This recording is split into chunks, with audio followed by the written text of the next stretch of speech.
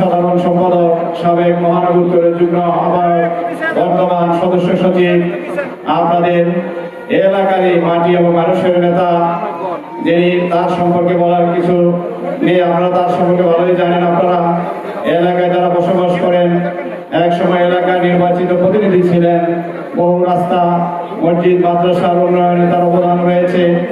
আগামী দিনে এই তুরাগের গর্বসে আপনারা বিএনপি যে দায়িত্ব তাকে দিয়েছে, সেটা দায়িত্ব ধরে রাখার দায়িত্ব আপনাদের রয়েছে। আপনারা সবাই ঐক্যবদ্ধভাবে হাজী মুস্তফা জামান সাহেবের নেতৃত্বে ঐক্যবদ্ধ থাকবেন এবং এমন কোনো কাজ আপনারা করবেন না, এমন কোনো কাজে আপনারা লিপ্ত হবেন না যাতে ওনার সুনাম ক্ষুণ্ণ হয়, দলের সুনাম ক্ষুণ্ণ হয় এবং আগামী দিনে এই তুরাগের মাটি যাতে কোনো সন্ত্রাসের কোনো স্থান না হয়। অতীতে যা হয়েছে সেইগুলো থেকে আমাদেরকে বেরিয়ে আসতে হবে।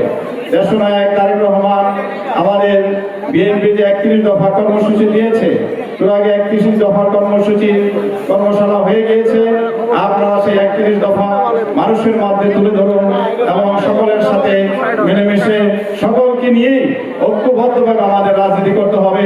আমাদের এখানে আরো যারা যুগ্ম আহ্বায়ক রয়েছেন, ঢাকা 18 কৃতি সন্তান কফিলুদ্দিন সাহেব এলাকা থেকে নির্বাচন করেছেন, এসএম জাহাঙ্গীর হোসেন সাহেব সহ আমরা যারা যুগ্ম আহ্বায়ক রয়েছি, ও মুস্তাফিজুর রহমান সেগুন ভাই আছেন এবং আরেকজন অতিথি আছেন আমাদের রাজ্জাক ভাই।